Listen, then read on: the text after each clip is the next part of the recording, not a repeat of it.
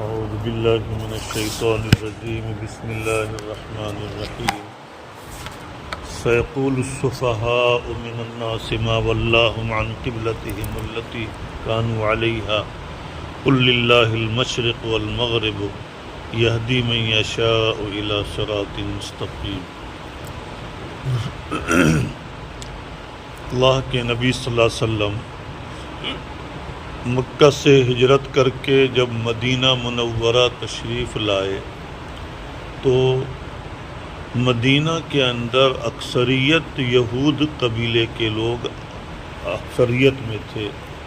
اور کثرت وہی لوگ آباد تھے،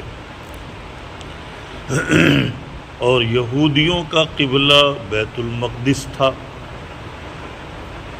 اللہ کے نبی اور اس کے برخلاف مکہ والوں کا قبلہ خانہ کعبہ تھا۔ لیکن اللہ کے نبی صلی اللہ علیہ وسلم خانہ کعبہ میں رہتے ہوئے بھی اس طور پر نماز پڑھتے تھے کہ خانہ کعبہ اور بیت المقدس دونوں کا رخ ہو جائے، اس وجہ سے کہ دونوں ہی قابل احترام جگہ ہے۔ بیت المقدس بھی پچھلے انبیاء کا قبلہ رہا ہے اور خانہ کعبہ بھی حضرت ابراہیم علیہ السلام کا قبلہ رہا ہے،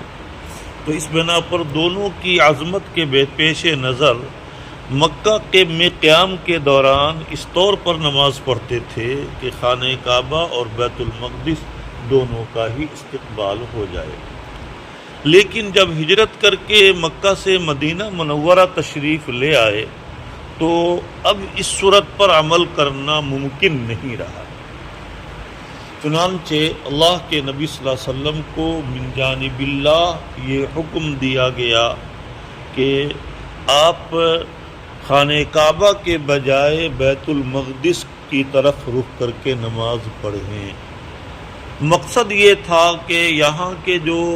کثیر تعداد میں رہنے والے لوگ ہیں وہ یہود قبیلے سے تعلق رکھتے ہیں۔ یہود قبیلے کے لوگ جب دیکھیں کہ ہمارے قبلے سے کی طرف رخ کر کے نماز پڑھ رہے ہیں تو ان کے دل میں اس دین کی عظمت پیدا ہو اور بتدریج اس دین کی طرف مائل ہوں، گویا کہ یہودیوں کو اس دین اسلام کی طرف راغب کرنے کے لیے، مائل کرنے کے لیے اللہ کے نبی صلی اللہ علیہ وسلم کو مصلحتاً یہ حکم دیا گیا تھا کہ آپ بیت المقدس کی طرف رخ کر کے نماز پڑھیں۔ چنانچہ تقریباً 16 یا 17 مہینہ تک اللہ کے نبی صلی اللہ علیہ وسلم بیت المقدس کی طرف رخ کر کے نماز پڑھتے رہے، لیکن آپ کا اور آپ کے آبا و اجداد کا قبلہ چونکہ خانہ کعبہ تھا، اسی وجہ سے آپ کی دلی خواہش یہ تھی کہ ہمارا قبلہ جو ہے خانہ کعبہ کو قرار دیا جائے۔ بہرحال جب آپ مدینہ پہنچے، مدینہ میں تقریباً 16 یا 17 مہینے کے بعد جب آپ کی دلی خواہش کی بنا پر خانہ کعبہ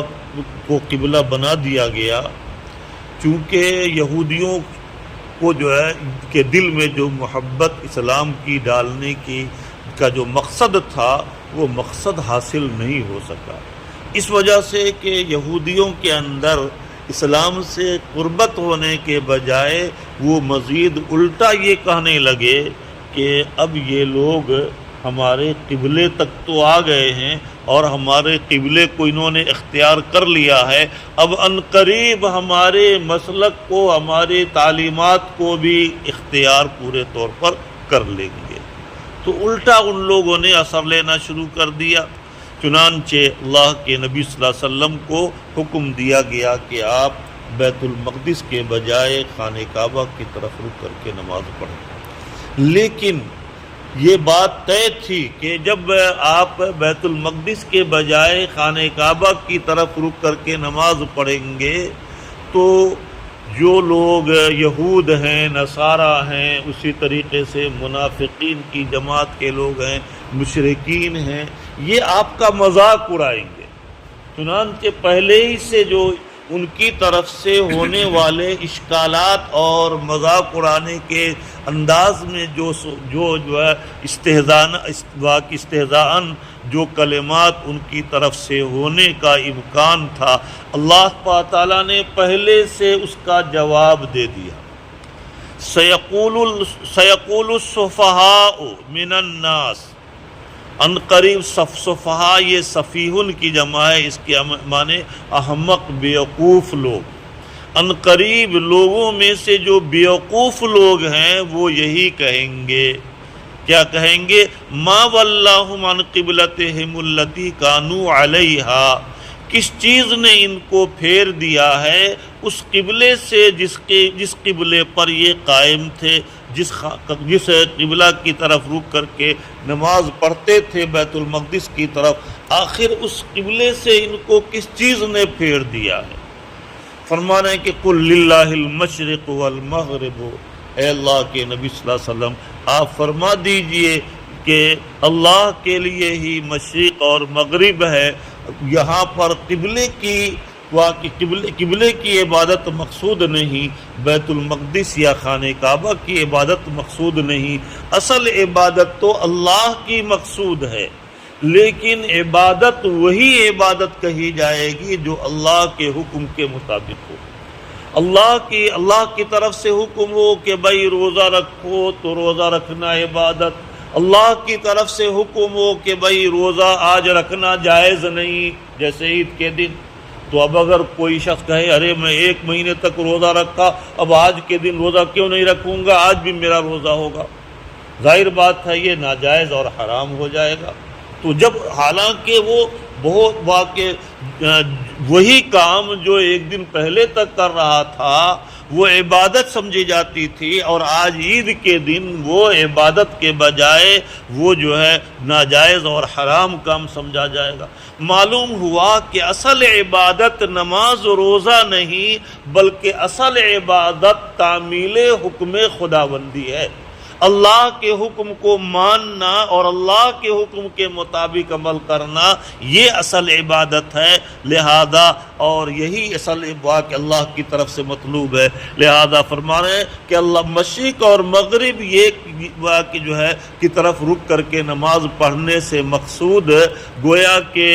مشرق کی کوئی جگہ یا مغرب کی کوئی جگہ کی تعظیم مقصود نہیں ہے، بلکہ اللہ کی عبادت مقصود ہے، اللہ کے حکم کی اطاعت مقصود ہے۔ اسی کا حکم تھا کہ تم بیت المقدس کی طرف رک کر کے نماز پڑھو، ہم نے اس کی طرف رک کر کے نماز ادا کیا، لیکن اس وقت بھی عبادت کرنے والے کا یہ دل میں خیال بھی یہ نہیں تھا کہ بھائی ہم جو ہے بیت المقدس کی عبادت کر رہے ہیں، بلکہ اللہ کی ہی عبادت کا دل میں خیال تھا۔ آج بھی خانہ کعبہ کی طرف رخ کرتے ہوئے بھی یہی خیال ہے۔ فرما رہے ہیں کہ قل للہ المشرق والمغرب، اسی کے لیے مشرق اور مغرب ہے، یہدی من یشاء الی صراط مستقیم، اللہ تعالیٰ اپنے بندوں میں سے جس کو چاہتے ہیں سیدھے راستے کی جانب رہنمائی فرماتے ہیں۔ وَكَذَلِكَ جَعَلْنَاكُمْ أُمَّةً وَسَطًا لِتَكُونُوا شُهَدَاءَ عَلَى النَّاسِ، اللہ تعالیٰ نے اس امت کو، امت محمدیہ کو، تمام امتوں میں سے سب سے بہتر امت قرار دیا۔ کنتم خیر امت، تم لوگ جو ہے تمام امتوں میں سب سے بہترین امت ہو۔ کیوں؟ اس کی وجہ یہ ہے اخرجت للناس، تم کو صرف اپنی فکر کے لیے نہیں بنایا گیا ہے بلکہ پورے عالم کی فکر کے لیے بنایا گیا ہے۔ جو ذمہ داری انبیاء کی تھی وہی ذمہ داری تم میں سے ہر فرد کو دے دی گئی ہے۔ تو گویا کہ یہ امت جو ہے امت محمدیہ، یہ تمام امتوں میں سے سب سے بہتر امت ہے، اور تمام امتوں میں سے سب سے معتدل امت ہے۔ اس امت کا کے جو احکام ہیں وہ بھی سب سے معتدل، جیسا کہ حضرت موسیٰ علیہ السلام کے احکام میں بڑی شدت اور بڑی سختی، کہ جیسا کہ بتایا گیا تھا کہ اگر کہیں کپڑے میں کوئی نجاست لگ جائے تو اس وقت تک کپڑا کا پاک نہیں ہو سکتا تھا جب تک کہ کپڑے کے اس حصے کو کاٹ کر پھینک نہ دیا جائے۔ اسی طریقے سے اگر جو ہے کوئی کسی جسم کے کھال پر کوئی نجاست لگ جائے تو بعض علماء کی رائے ہے کہ کھال کو وہاں کی نکال کر پھینکنا ضروری تھا۔ غرضے کے احکام میں بڑی سختی اور شدت۔ اگر تھوڑی سی نجاست بھی کپڑے میں لگ جائے تو پھر اس کو صاف کیے بغیر، اس کو ہٹائے بغیر، اس کو کاٹ کر پھینکے بغیر نماز ہی نہیں ہوگی۔ اس کے برخلاف حضرت عیسیٰ علیہ السلام کی شریعت میں بڑی نرمی کہ اگر جسم کے کپڑے میں سے 1/4 کپڑا بھی پاک ہے تو گویا کہ اس میں نماز درست۔ یہاں پر تھا کہ اگر معمولی سی نجاست بھی ہے تو نماز درست نہیں، اور اس شریعت عیسوی میں بڑی نرمی کہ اگر 1/4 بھی پاک ہے تو اس میں نماز پڑھ سکتے ہیں۔ غرض ہے کہ ادھر بہت زیادہ سختی اور ادھر بہت زیادہ نرمی۔ اس کے برخلاف اللہ کے نبی صلی اللہ علیہ وسلم کی جو شریعت ہے وہ بالکل معتدل شریعت، اس کے اندر احکام معتدل اور درمیانی قسم کے ہیں، افراط اور تفریط سے، کمی زیادتی سے خالی ہے۔ فرمانے وَكَذَلِكَ جَعَلْنَاكُمْ أُمَّةً وَسَطًا، فرمانے کہ اسی طریقے سے ہم نے تم کو درمیانی امت بنایا، تمہارے اوپر احکام بھی معتدل تم کو دیے گئے، تمہاری شریعت بھی معتدل، لِتَكُونُوا شُهَدَاءَ عَلَى النَّاسِ، تاکہ تم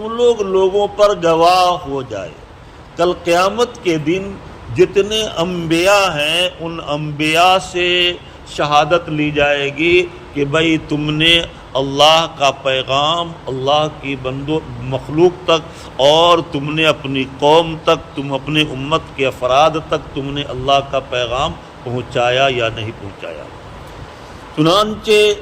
بہت سے انبیاء ایسے ہوں گے کہ جن کے اوپر ایمان لانے والی کو جماعت میں سے کوئی بھی فرد ایمان نہیں لایا ہوگا یا 1-2 آدمی ایمان لایا ہوگا، اس کے علاوہ جتنے لوگ ہیں وہ سب انکار کر دیں گے کل قیامت کے دن کہ ما جاءنا من نذیر ما جاءنا من بشیر، میرے پاس کوئی اللہ کے عذاب سے ڈرانے والے نبی آئے ہی نہیں، میرے پاس اللہ کے انعام کی خوشخبری دینے والے، ایمان پر ملنے والی نعمتوں کی خوشخبری دینے والے کوئی نبی آئے ہی نہیں۔ چنانچہ اللہ تعالیٰ کہیں گے انبیاء سے کہ آپ نے میرا پیغام اپنی امت تک پہنچا دیا، ہم کیسے مانیں؟ آپ کی امت تو انکار کر رہی ہے، آپ گواہ پیش کیجئے۔ چنانچہ اس امت محمدیہ کے افراد آئیں گے اور امت محمدیہ کے افراد گواہی پیش کریں گے کہ ان تمام انبیاء نے اپنی اپنی امت تک آپ کے پیغام کو پہنچا دیا۔ چنانچہ اس پر اشکال کیا جائے گا، آواز اٹھائی جائے گی کہ بھئی تمہارا تو وجود نہیں تھا، تم کیسے شہادت دیتے ہو، گواہی دیتے ہو؟ تو چنانچہ وہ امت محمدیہ کہے گی کہ چونکہ مجھے نبی صادق نے اس بات کی خبر دیا ہے کہ تمام انبیاء نے اللہ کے پیغام کو اللہ کے بندوں تک پہنچا دیا، اور مجھے اپنے کان سے سنی ہوئی بات پر اتنا زیادہ اعتماد نہیں جتنا اعتماد نبی صادق کی بات پر ہے۔ اللہ کے نبی صلی اللہ علیہ وسلم نے چونکہ فرمایا ہے، لہذا اللہ کے نبی صلی اللہ علیہ وسلم کی بات پر مجھے اپنے کان سے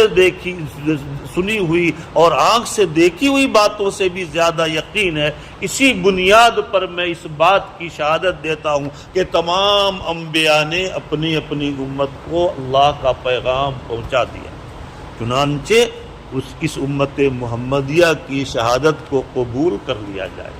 اسی کی طرف اشارہ ہے کہ ہم نے تم کو معتدل امت بنایا ہے تاکہ تم لوگوں پر گواہ بن سکو۔ وَيَكُونَ الرَّسُولُ عَلَيْكُمْ شَهِيدًا، اور رسول بھی تمہارے لیے گواہی پیش کر سکے۔ وَمَا جَعَلْنَا الْقِبْلَةَ الَّتِي كُنْتَ عَلَيْهَا إِلَّا لِنَعْلَمَ مَن يَتَّبِعُ الرَّسُولَ مِمَّن يَنقَلِبُ عَلَىٰ عَقِبَيْهِ۔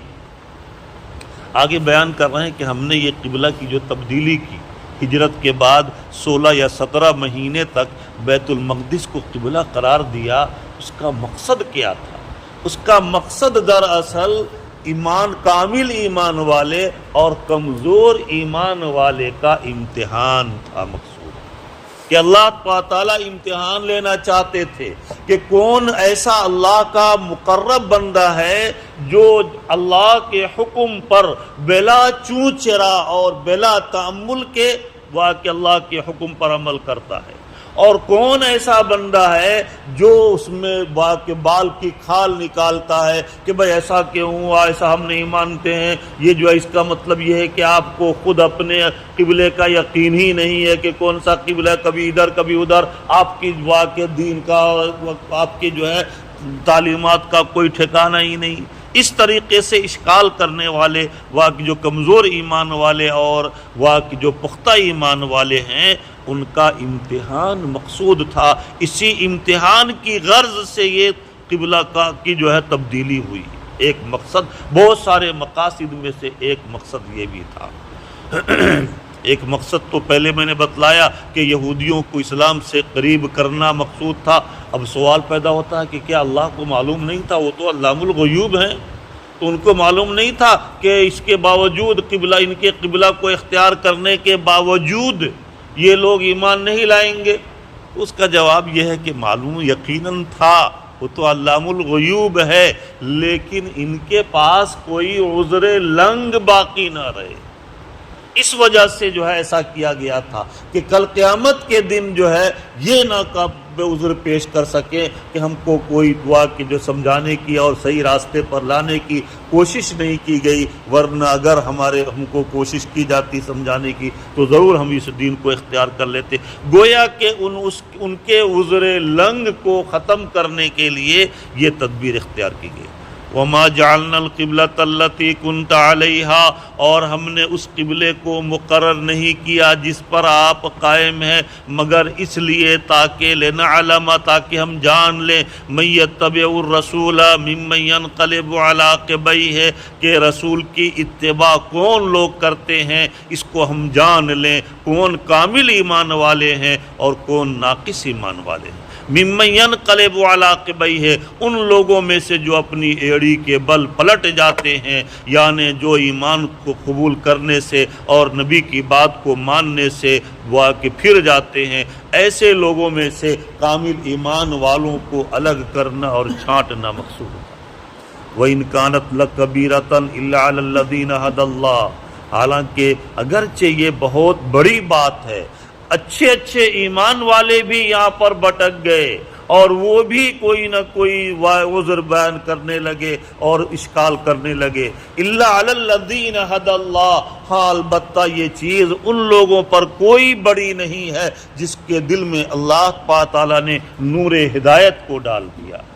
نور ہدایت جس کے دل میں ہے اس کے لیے کوئی مشکل نہیں، وہ تو یہ کہیں گے کہ بھئی اللہ اور اس کے رسول کا جو حکم ہو ہم ہر حال میں اس کو ماننے کے لیے تیار ہیں، اس وجہ سے کہ ہم قبلہ کی عبادت نہیں کرتے تھے، ہم تو ایک خدا کی عبادت کرتے تھے۔ اس خدا نے چونکہ حکم دیا تھا کہ ہماری عبادت کے وقت بیت المقدس کی طرف رک کر کے عبادت کرو، ہم نے بیت المقدس کو اپنا قبلہ بنا لیا۔ اب اسی خدا نے جب حکم دے دیا ہے کہ خانہ کعبہ کو اپنا قبلہ بنا لو، میری عبادت کے وقت خانہ کعبہ کی طرف اپنا چہرہ پھیر لیا کرو، اب ہم نے اپنا قبلہ خانہ کعبہ کو بنا لیا۔ تو جس کے دل میں نور ایمانی ہو وہی لوگ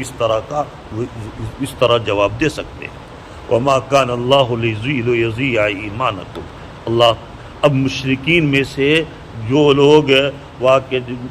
مشرکین میں سے اور یہود میں سے جن لوگوں نے قبلہ کی تبدیلی پر اشکال کیا تھا، وہ لوگ کہنے لگے کہ عجیب بات ہے، کبھی ادھر کبھی ادھر،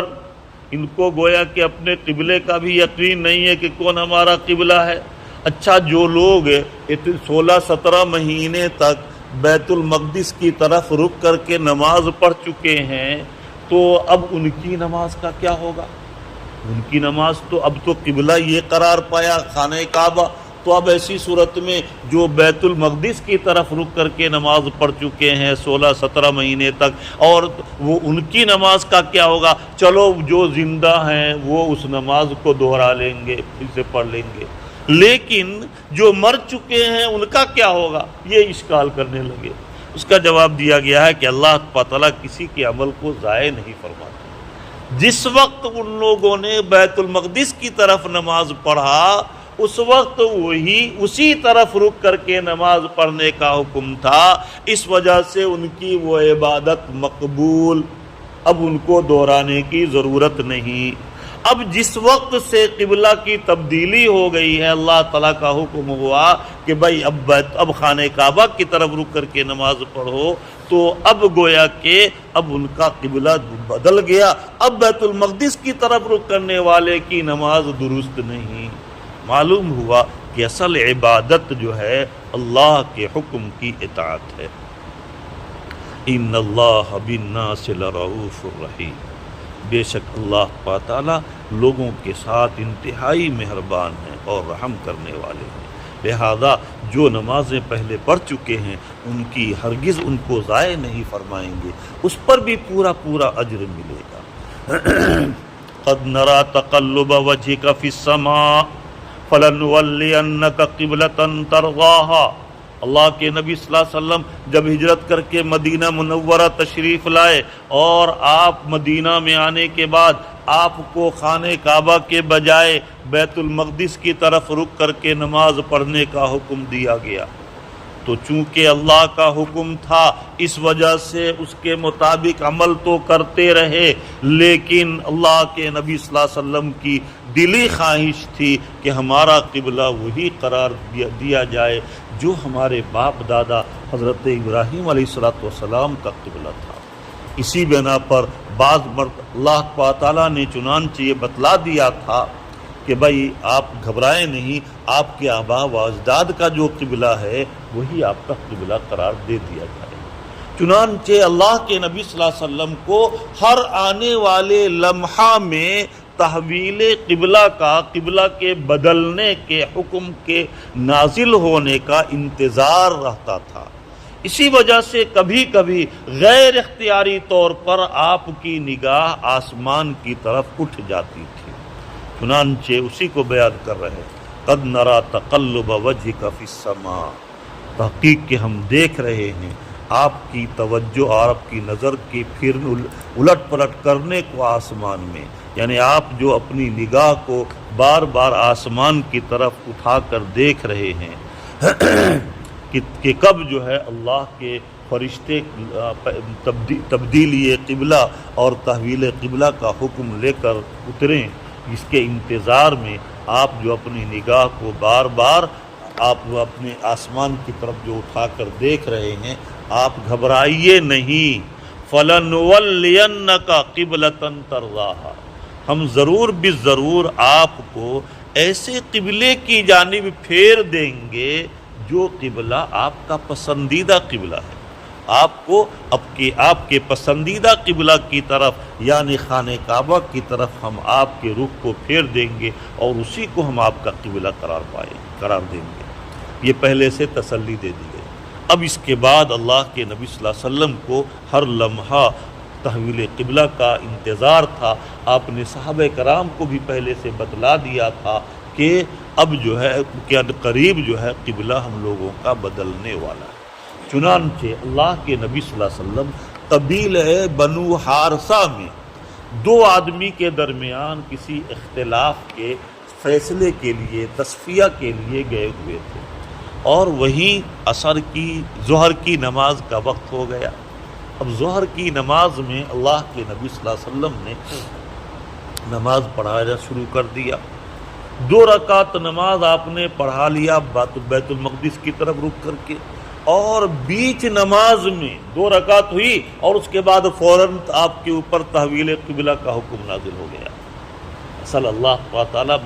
بندوں کا امتحان لینا چاہتے ہیں کہ میرا بندہ فوری طور پر میرے حکم کی تعمیل کرتا ہے یا تأمل کرتا ہے۔ چنانچہ اللہ کے نبی صلی اللہ علیہ وسلم اس جانب رک کر کے نماز پڑھ رہے ہیں بیت المقدس کی طرف، اور بلکہ مدینہ میں جانب شمال میں بیت المقدس ہے، تو بیت المقدس کی طرف رک کر کے نماز پڑھ رہے تھے اللہ کے نبی صلی اللہ علیہ وسلم قبیلہ بنو حارثہ میں۔ اور اس کے بعد 2 رکعت نماز پڑھے تھے، اب جو ہے تحویل قبلہ کا حکم نازل ہو گیا۔ چنانچہ اللہ کے نبی صلی اللہ علیہ وسلم آگے تھے، آگے سے پیچھے کی طرف آ گئے، پچھلی صف میں آ گئے اور اپنا رخ ادھر پھیر لیا، تو اب گویا کیا، اور صحابہ کرام نے بھی آپ کو دیکھ کر فوراً اپنا چہرہ دبا کے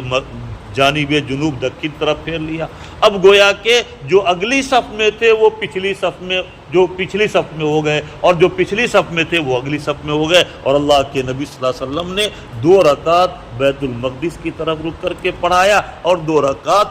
خانہ کعبہ کی طرف رک کر کے نماز پڑھایا۔ آج اس مسجد کا نام مسجد قبلتین سے وہ مسجد مشہور ہے۔ مسجد بنو حارثہ کی جو مسجد ہے وہ مسجد جو ہے مسجد قبلتین سے مشہور ہے، جس میں تبدیل یہ قبلہ کا حکم پیش آیا تھا، معاملہ پیش آیا تھا۔ آج بھی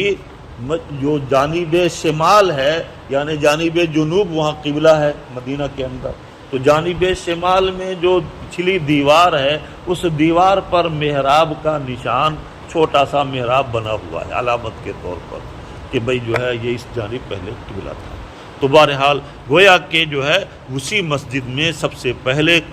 تبدیل یہ قبلہ کا حکم نازل ہوا۔ فَوَلِّ وَجْهَكَ شَطْرَ الْمَسْجِدِ الْحَرَامِ، اے اللہ کے نبی صلی اللہ علیہ وسلم آپ اپنے چہرے کو مسجد حرام کی طرف پھیر لیجیے۔ اچھا، فَوَلِّ وَجْهَكَ شَطْرَ الْمَسْجِدِ الْحَرَامِ کہا گیا ہے، فَوَلِّ وَجْهَكَ شَطْرَ الْكَعْبَةِ نہیں کہا گیا۔ کیوں؟ اس وجہ سے کہ عین کعبہ کی طرف ایک ہے خانہ کعبہ، یہ کالا غلاف والا جو ہے وہ کعبہ ہے، اور دوسرا ہے کالا غلاف کے چاروں طرف جو مسجد بنی ہوئی ہے، چاروں طرف سے وہ مسجد مسجد حرام ہے، وہ مسجد مسجد حرام ہے۔ یہاں پر مسجد حرام کا لفظ لا کر اس بات کی طرف اشارہ کر دیا کہ جو لوگ خانہ کعبہ کے اندر مسجد حرام میں نماز پڑھ رہے ہیں ان کے لیے تو عین کعبہ کی طرف رک کر کے نماز پڑھنا ضروری ہے، لیکن جو لوگ خانہ کعبہ سے دور ہیں اور ایسی جگہ میں ہیں جہاں سے کعبہ نظر نہیں آتا، تو اس مقام پر نماز پڑھنے والوں کے لیے عین کعبہ کی طرف رک کر کے نماز پڑھنا ضروری نہیں، بلکہ جہت کعبہ کی طرف رک کر کے نماز پڑھ لینا کافی ہے۔ عین کعبہ اور جہت کعبہ کا مطلب سمجھ میں آ گیا کہ بھئی جیسے مثال کے طور پر یہ پچھم طرف ہم رک کر کے نماز پڑھتے ہیں، تو اب پچھم طرف رک کر کے ہم نماز پڑھ رہے ہیں تو یہ خانہ کعبہ یہاں پر ہے،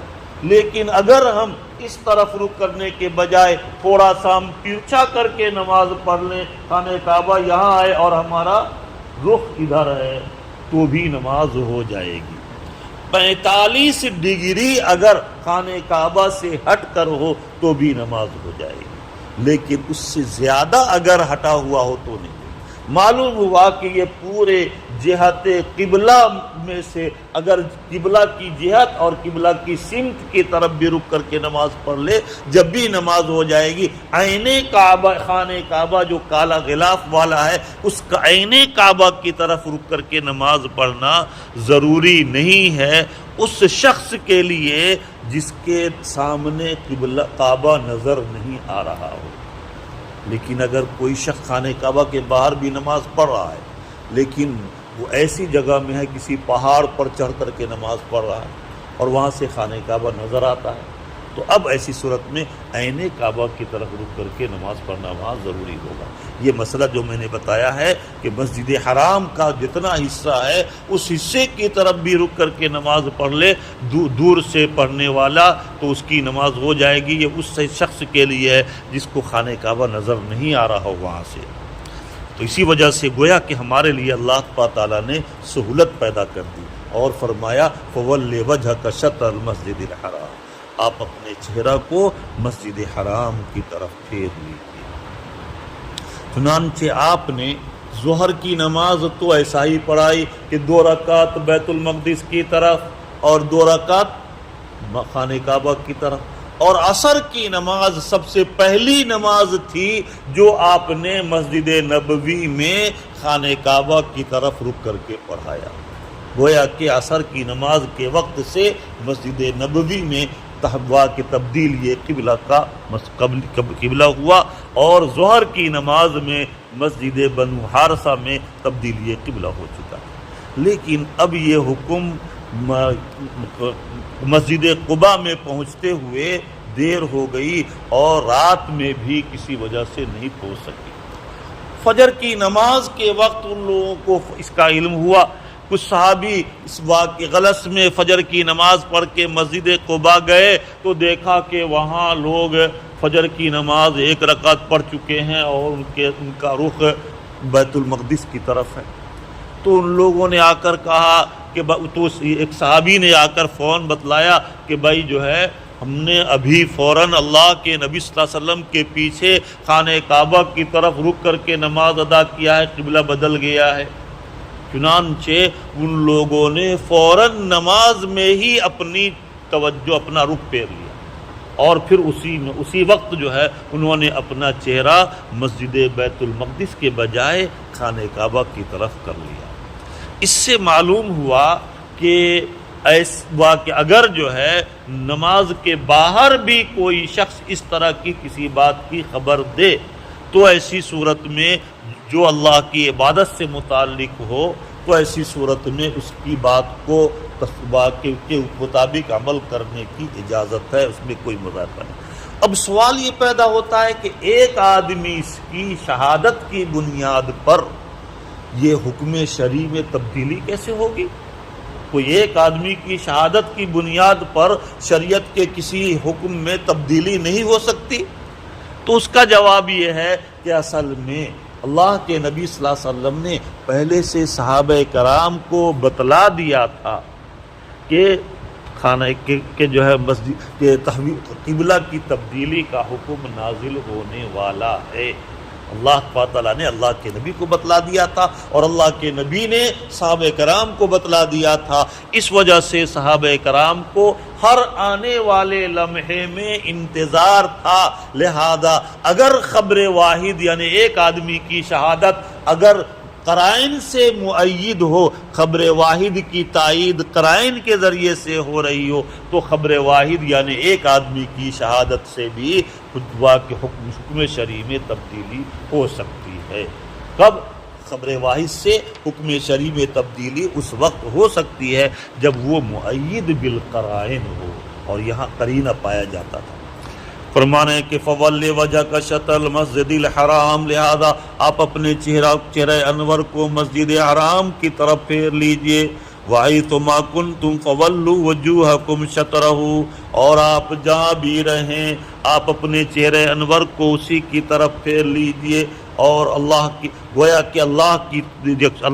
کی عبادت چونکہ مقصود ہے، لہذا جس جگہ بھی رہیں آپ اس جگہ میں اللہ کے حکم جس طرف ہے چہرہ پھیرنے کا اس طرف کے چہرہ پھیر کر نماز پڑھیں۔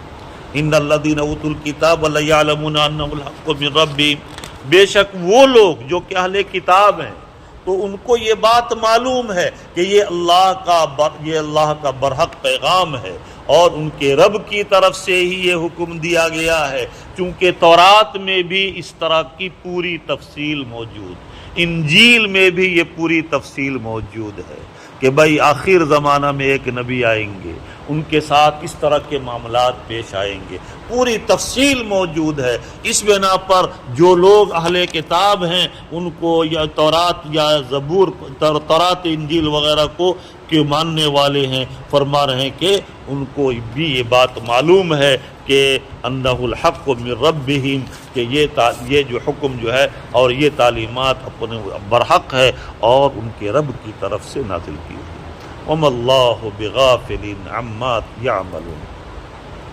اللہ تعالیٰ واقع ان لوگوں کے، ان یہود و نصارہ کے اعمال سے غافل نہیں ہے جو بھی اسلام کے خلاف سازش اور پلاننگ کر رہے ہیں۔ اللہ تعالیٰ کو اس کی پوری خبر ہے، لہذا ہر ایک کو اس کے ایک ایک عمل کا بدلہ دیں گے۔ اس بنا پر ہمیشہ انسان کو متنبہ رہنا چاہیے کہ ہمارا ایک ایک عمل محفوظ ہو رہا ہے اور کل قیامت کے دن ایک ایک عمل پر اللہ کی طرف سے بدلہ دیا جائے گا۔ اللہ تعالی ہمیں اور آپ کو اپنی رضا اور محبت نصیب فرمائے۔ ماہ مبارک کا جو چند گھنٹے سمجھیے کہ باقی رہ گئے ہیں، اس کو وصول کرنے کی کوشش کریں۔ اللہ تعالی ہمیں بھی اس کی توفیق عطا فرمائے۔